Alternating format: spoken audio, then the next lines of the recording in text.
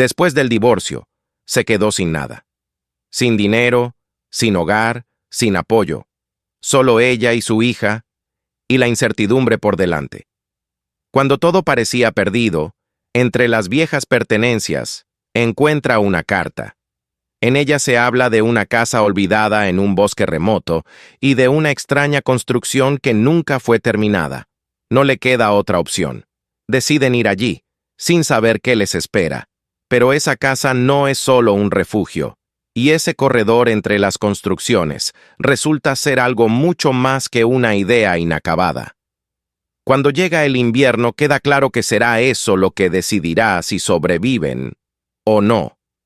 La mañana comenzó con una quietud engañosa, de esas que no anuncian nada, que parecen repetirse sin variaciones y por eso mismo resultan invisibles. Ana Rivera se movía dentro de la rutina con una precisión casi automática, como si el día ya estuviera escrito de antemano. La luz entraba por la ventana en un ángulo conocido, el mismo de siempre, y durante unos segundos todo parecía estable, contenido dentro de límites comprensibles. Su hija Lía estaba sentada cerca, ocupada en algo pequeño, concentrada en un mundo propio que aún no había sido interrumpido por las fracturas de los adultos. David estaba en la habitación, pero no realmente presente. Había una distancia en su postura, en la forma en que evitaba mirar directamente, como si ya hubiera cruzado un límite que Ana aún no veía.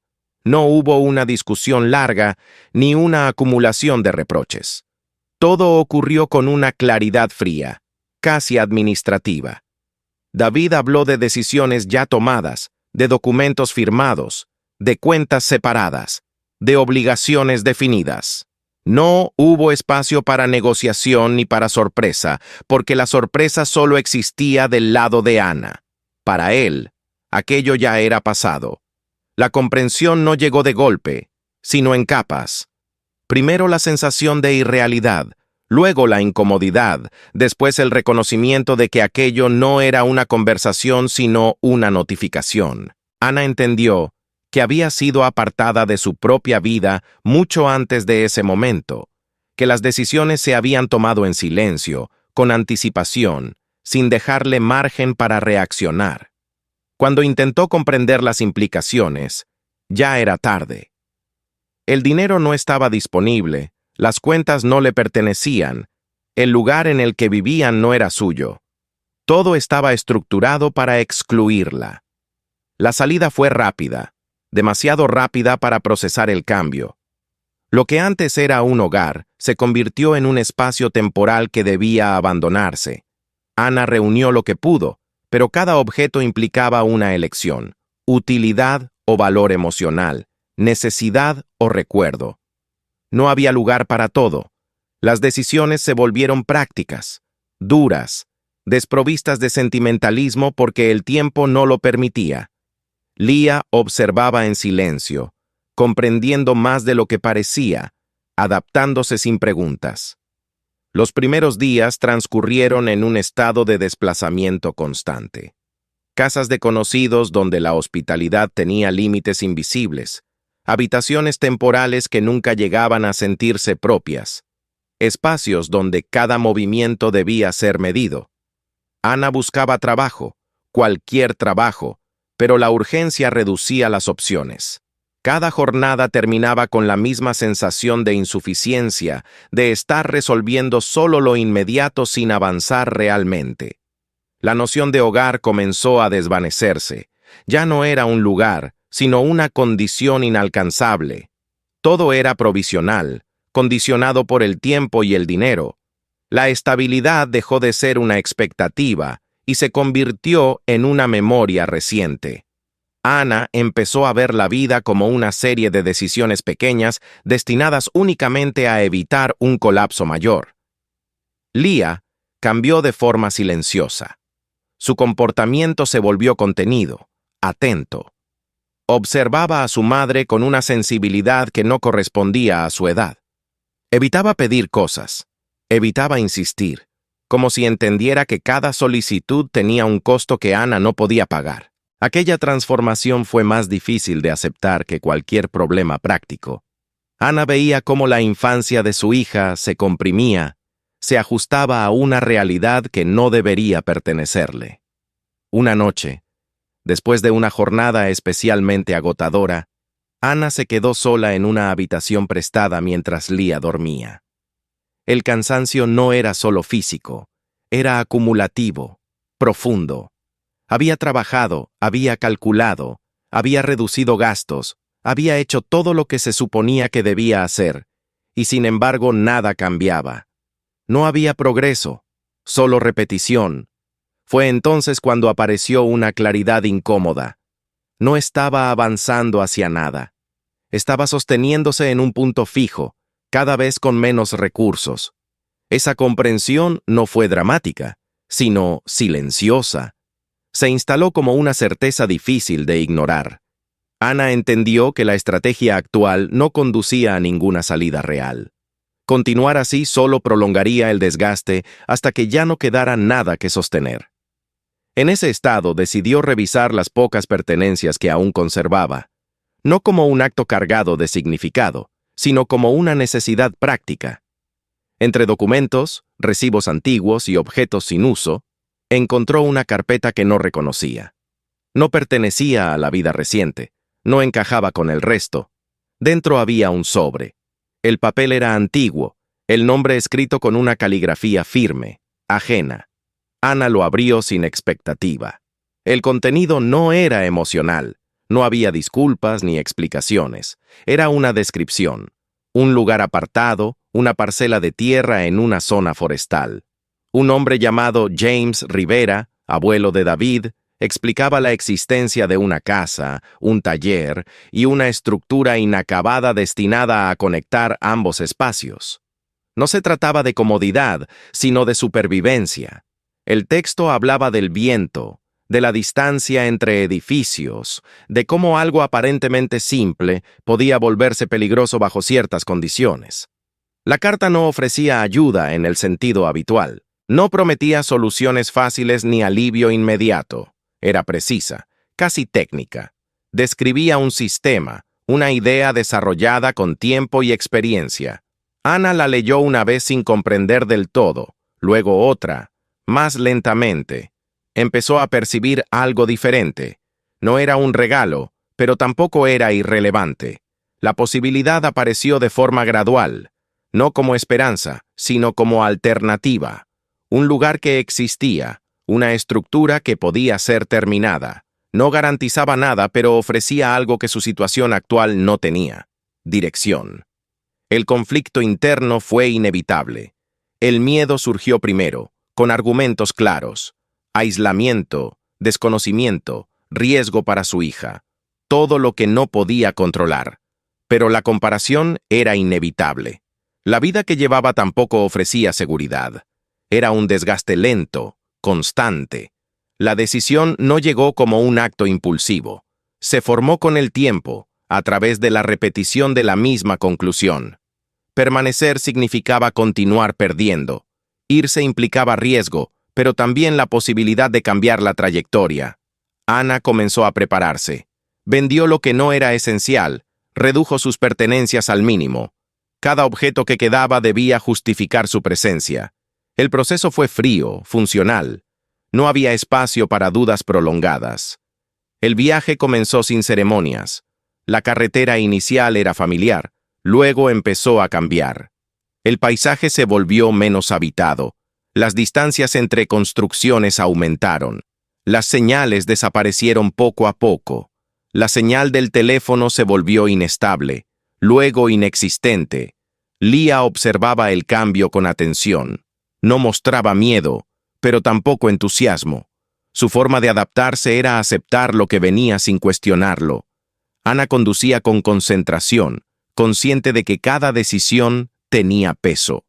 El entorno se volvió más denso, el bosque más cerrado. El aire parecía más frío, incluso dentro del vehículo.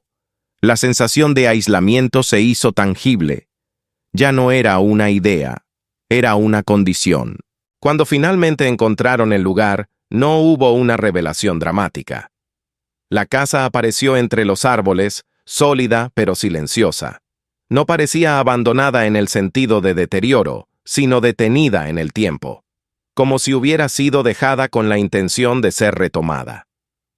Ana descendió del coche y permaneció inmóvil unos segundos. El silencio era distinto al de la ciudad. No estaba vacío. Estaba lleno de pequeños sonidos naturales que no podían ignorarse. La casa era simple, construida con lógica. El taller, cercano, mostraba señales de uso anterior. Y entre ambos, la estructura incompleta. Postes firmes, vigas parcialmente instaladas, una idea clara que no había sido terminada. Ana comprendió en ese momento que no había llegado a un refugio, sino a un proyecto. No había solución inmediata, solo la base de algo que debía ser completado. Miró el entorno una vez más, luego a Lía. No había palabras necesarias. Lo que quedaba por delante no era una continuación de su vida anterior, sino algo completamente distinto. Y por primera vez desde que todo había comenzado a derrumbarse, Ana sintió que, aunque no había garantías, al menos existía un punto de partida real. El lugar no ofrecía bienvenida ni rechazo. Simplemente existía, con una lógica propia que no se adaptaba a quienes llegaban, sino que exigía adaptación. Después de aquel primer momento de reconocimiento silencioso, Ana comprendió que no había espacio para contemplación prolongada. La decisión ya había sido tomada en el momento en que dejó atrás la última señal de la carretera principal. Lo que seguía no era una evaluación, sino un proceso inevitable. Entró en la casa con cautela, no por miedo, sino por la necesidad de entender cada detalle.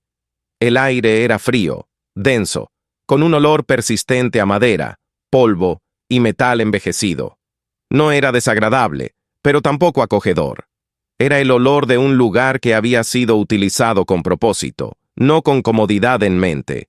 La estructura interior estaba intacta. Las paredes eran sólidas, el suelo estable, las ventanas opacas por el tiempo pero funcionales.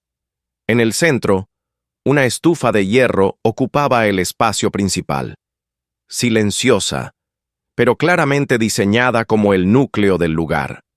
Ana recorrió el interior lentamente, tocando superficies como si necesitara confirmar su realidad. No encontró signos de abandono caótico. Todo estaba dispuesto con orden, aunque detenido. Las estanterías estaban integradas en las paredes, resistentes, sin elementos innecesarios. La mesa mostraba marcas de uso repetido, no de desgaste descuidado, sino de trabajo continuo. El taller reveló aún más claramente la intención del lugar. Era más amplio, más estructurado para la acción que para la vida. Las herramientas estaban organizadas con precisión. Cada objeto tenía una posición lógica, como si el orden no fuera una preferencia, sino una necesidad. Ana entendió que aquel espacio había sido utilizado por alguien que pensaba en términos de proceso, no de improvisación. El análisis inicial de los recursos fue inevitable. La comida era limitada, pero existía. Algunos productos almacenados en un espacio inferior se mantenían en condiciones aceptables. No eran suficientes para largo plazo, pero indicaban previsión. La leña estaba protegida, apilada con cuidado. El agua no estaba almacenada en cantidad, pero el arroyo cercano resolvía esa necesidad si se gestionaba correctamente. Los primeros días se transformaron en una secuencia de aprendizaje constante. Encender la estufa no fue inmediato. Requirió intentos, ajustes, observación. El calor no llenaba el espacio de manera uniforme. Y Ana tuvo que comprender cómo distribuirlo, cómo mantenerlo sin desperdiciar combustible. Cada error tenía un costo tangible. El agua implicaba esfuerzo físico. Transportarla desde el arroyo requería tiempo y planificación. La organización del espacio interior se volvió esencial para reducir movimientos innecesarios. Ana comenzó a estructurar el día en función de tareas básicas: calor, agua, comida, mantenimiento. No había espacio para distracciones. Leah observaba y aprendía. No intervenía más de lo necesario, pero cuando lo hacía con atención. Recogía pequeñas ramas, organizaba objetos, repetía acciones que había visto una vez. Su adaptación no era entusiasta, era precisa. Ana percibía en ella una rapidez que no debería ser necesaria a su edad, pero que se volvía indispensable. Con el paso de los días, el entorno comenzó a revelar su verdadera naturaleza. La distancia entre la casa y el taller, inicialmente insignificante, empezó a adquirir peso. El viento atravesaba el espacio abierto con una fuerza que no podía ignorarse. Incluso en condiciones moderadas, el trayecto requería atención. Ana recordó las palabras de la carta, no como teoría, sino como advertencia concreta.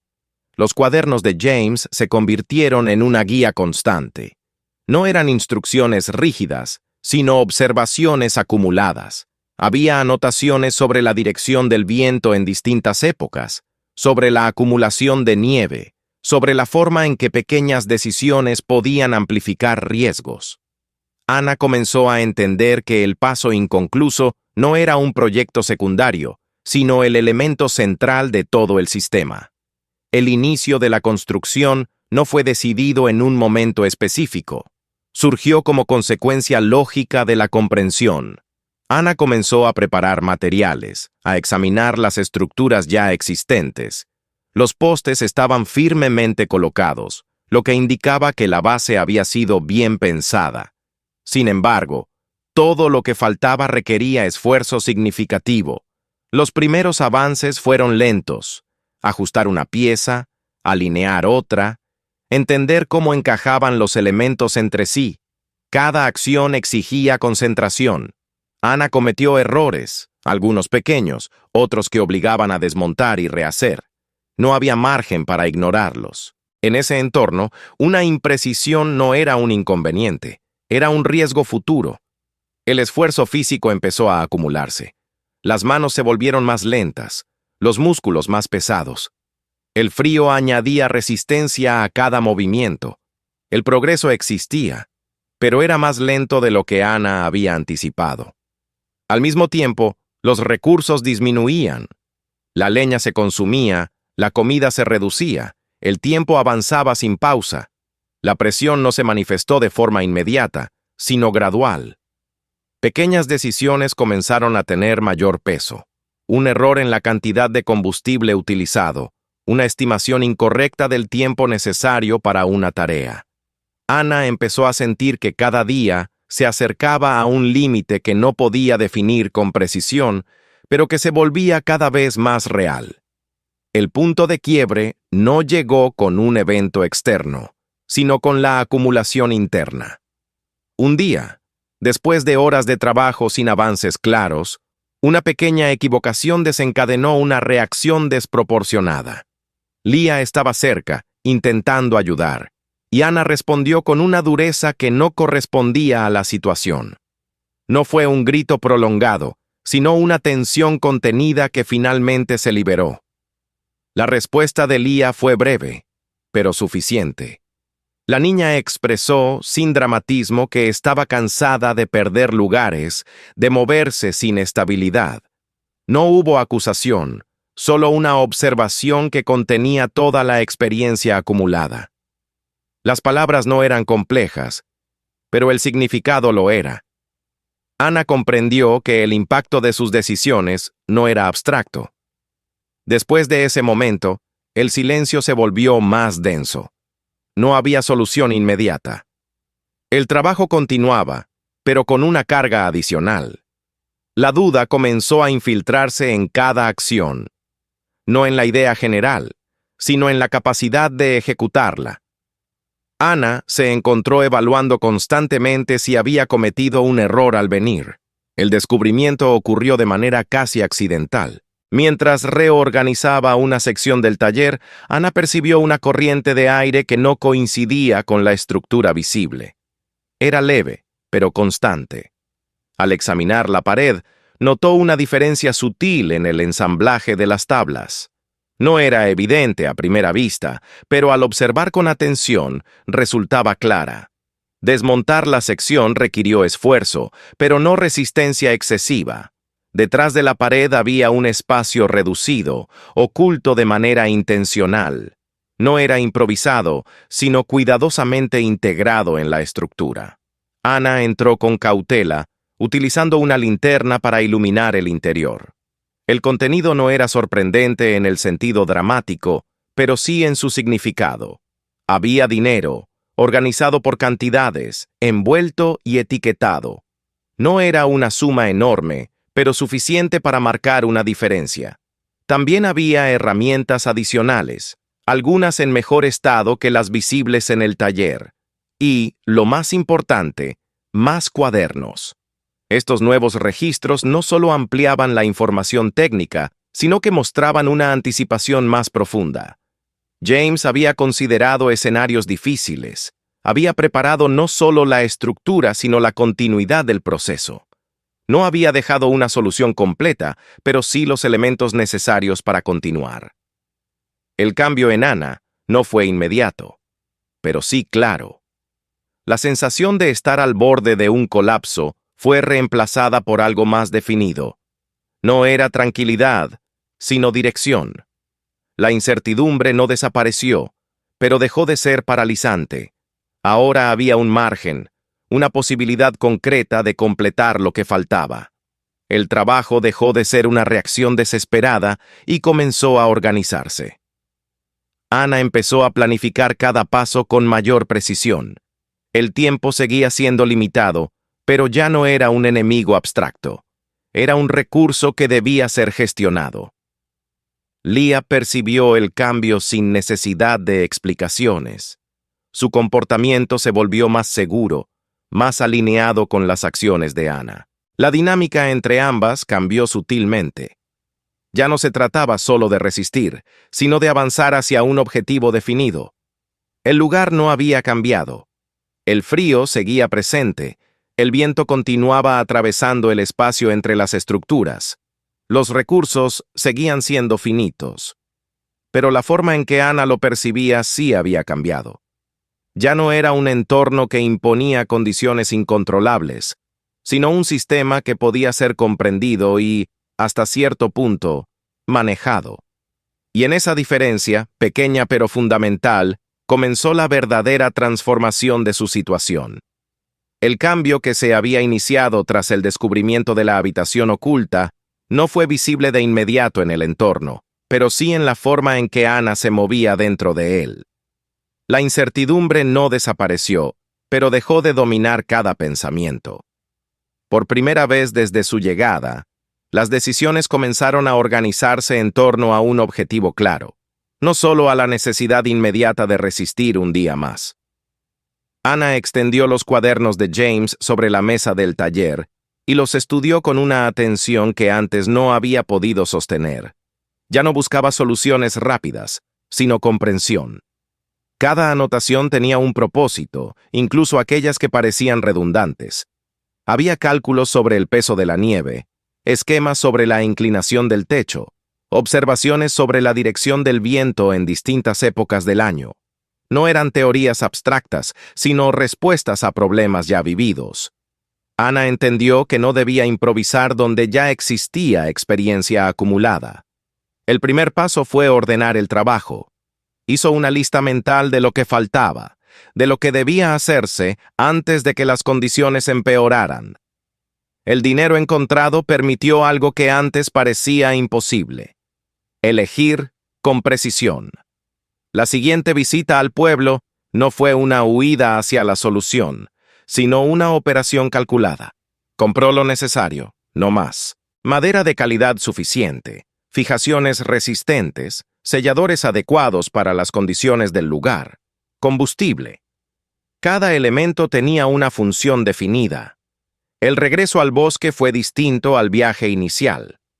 El camino no había cambiado. Seguía siendo estrecho, irregular, aislado, pero Ana ya no lo percibía como una transición hacia lo desconocido. Era un trayecto dentro de un sistema que empezaba a comprender. Leah observaba en silencio, pero su expresión era diferente. No había la misma tensión contenida.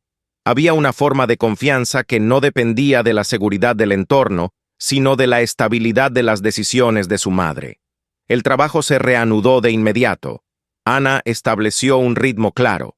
Las mañanas estaban dedicadas a las tareas que requerían mayor esfuerzo físico: levantar, ajustar, asegurar estructuras. Las tardes se reservaban para trabajos de precisión, medición, ensamblaje cuidadoso. Las noches se convertían en momentos de planificación, revisión de errores, anticipación del día siguiente. La repetición dejó de ser agotadora y comenzó a generar consistencia. La construcción del paso avanzó con una lógica distinta a la del inicio. Ana ya no reaccionaba, ejecutaba. La instalación del techo fue la primera fase crítica. Siguiendo las indicaciones de los cuadernos, ajustó la inclinación para permitir que la nieve se deslizara sin acumularse. No buscó una perfección estética, sino funcional. Cada tabla fue colocada con atención al detalle, asegurada lo suficiente para resistir el viento, pero con la flexibilidad necesaria para no quebrarse bajo presión.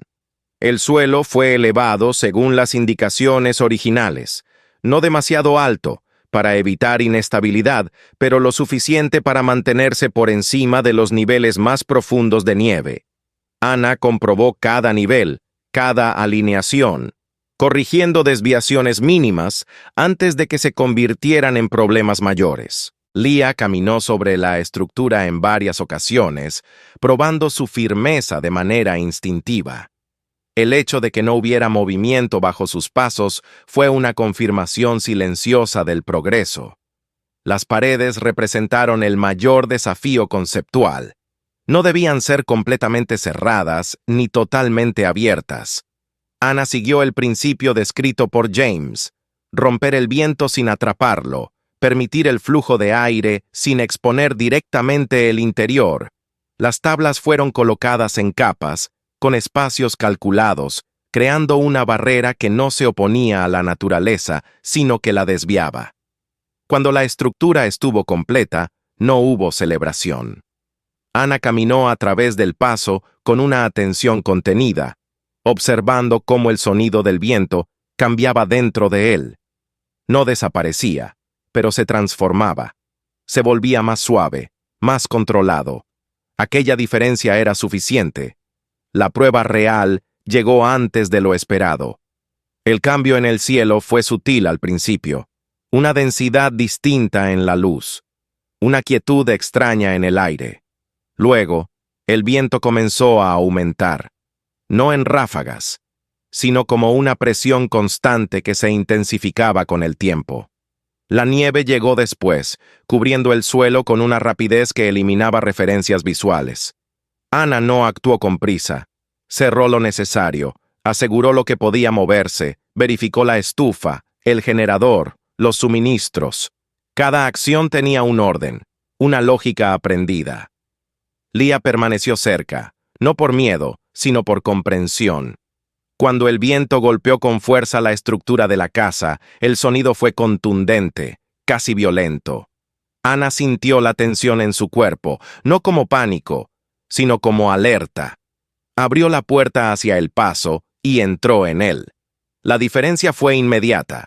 El viento seguía presente, pero su fuerza se disipaba. El ruido se volvía menos agresivo, más contenido. Caminar a través del paso durante la tormenta fue una experiencia distinta a cualquier otra que Ana hubiera tenido. A su alrededor, la nieve se movía con intensidad. El bosque respondía al viento con sonidos secos. Pero dentro de la estructura había un espacio intermedio. No era calma absoluta, pero tampoco exposición directa. Era un equilibrio. Llegaron al taller sin dificultad. Encender la estufa allí fue más sencillo de lo esperado. La estructura protegía el trayecto, permitía mantener una continuidad en las acciones. No había interrupciones forzadas por el clima. Ana comprendió entonces el propósito real del diseño. No se trataba de eliminar la adversidad, sino de permitir funcionar dentro de ella. La tormenta continuó durante horas, luego durante días. La nieve se acumuló alrededor de las bases, el viento no cesó completamente, pero el paso permaneció funcional. Ana tuvo que salir en varias ocasiones para revisar el generador, para ajustar elementos menores, para mantener el sistema en funcionamiento. Cada vez utilizó el paso y cada vez confirmó su utilidad. El momento de quiebre no llegó porque no hubo quiebre. Esa fue la verdadera diferencia. La estructura no falló, el sistema no colapsó. El entorno siguió siendo hostil, pero ya no era dominante. Cuando finalmente la tormenta disminuyó, el paisaje había cambiado. La nieve había transformado las formas del terreno, ocultando caminos, alterando referencias. Sin embargo, la casa y el taller permanecían conectados, accesibles. El paso se mantenía visible, no como un elemento destacado, sino como una extensión natural del conjunto. Ana salió y tocó uno de los soportes de la estructura. La madera estaba fría, firme. No había signos de daño, no había necesidad de ajustes inmediatos. Aquello que había sido una idea incompleta se había convertido en una solución real. Esa noche, el interior de la casa se sintió distinto, no más cálido en términos físicos, sino más estable en percepción. Lía se movía con menos cautela, su atención ya no estaba enfocada en detectar problemas constantes. Había una confianza que no dependía de la ausencia de dificultades, sino de la capacidad de enfrentarlas. El final del invierno no fue abrupto. La temperatura comenzó a variar, la nieve se volvió menos rígida, el aire menos cortante. El deshielo reveló poco a poco el terreno, devolviendo contornos familiares. Ana utilizó ese tiempo para revisar cada parte del sistema. Ajustó lo necesario, reforzó puntos débiles, limpió acumulaciones. La visita al pueblo, esta vez, tuvo un propósito diferente. No fue una búsqueda urgente de recursos, sino una formalización. Los documentos fueron revisados, la propiedad confirmada. El lugar, que había existido como una posibilidad, se convirtió oficialmente en suyo. Aquello no generó euforia, sino una comprensión más profunda de la responsabilidad. Con la llegada de la primavera, la rutina cambió. El trabajo ya no estaba dominado por la urgencia de sobrevivir al frío. Aparecieron nuevas tareas, nuevas posibilidades. Ana comenzó a organizar el espacio exterior, a preparar el terreno para un uso más amplio. Lía empezó a viajar al pequeño centro educativo más cercano, integrándose lentamente en una estructura distinta. El contacto con otras personas fue limitado, pero significativo. Algunos vecinos lejanos se acercaron, atraídos por la presencia de humo durante el invierno. Observaban el paso con interés, no como una curiosidad, sino como una solución aplicable. Las conversaciones eran breves, prácticas, centradas en lo esencial. Con el tiempo, el paso dejó de ser un elemento destacado. Se convirtió en parte del movimiento diario, tan natural como abrir una puerta. Esa normalidad fue su mayor logro. No requería atención constante, no demandaba ajustes continuos. Funcionaba. Un año después de su llegada, Ana se detuvo en el borde del terreno y observó el conjunto completo. La casa, el taller, el paso que los unía. No había nada extraordinario en términos visuales. No había ornamentos, ni señales de lujo, pero todo estaba en su lugar, funcionando como debía. Comprendió entonces que lo que había construido no era solo una estructura física, sino una forma de vida distinta, no basada en la ilusión de estabilidad, sino en la capacidad de adaptarse con precisión. Había comenzado sin nada, no en el sentido material únicamente, sino en la ausencia total de control. Y desde ese punto, había creado un sistema. Lía estaba cerca, moviéndose con naturalidad en el espacio. Su forma de interactuar con el entorno ya no era la de alguien que teme lo desconocido, sino la de alguien que lo entiende. No había recuperado la vida anterior, había desarrollado otra. Ana no sintió alivio ni felicidad en el sentido simple. Lo que apareció fue algo más sólido, una certeza tranquila. La vida ya no era algo que podía perderse de un momento a otro sin respuesta. Era algo que podía reconstruirse, incluso desde el punto más bajo, si se comprendían las condiciones y se actuaba en consecuencia. Y en esa comprensión, silenciosa pero firme, encontró algo que no había tenido durante mucho tiempo: continuidad. Si te gustó esta historia, no olvides apoyar el canal. Suscríbete ahora mismo para no perderte nuevas historias increíbles sobre personas que lograron cambiar su destino y descubrir oportunidades donde otros solo veían dificultades. Dale like a este video. Así ayudas a que más personas puedan ver esta historia. Y si realmente te conmovió, compártelo con tus amigos o envíaselo a alguien que quizás necesita un poco de esperanza e inspiración. Y no olvides ver otras historias en el canal. Hay muchos relatos sorprendentes que pueden impresionarte tanto como este. Tal vez la próxima historia sea aún más inesperada. Gracias por ver. Nos vemos en el próximo video.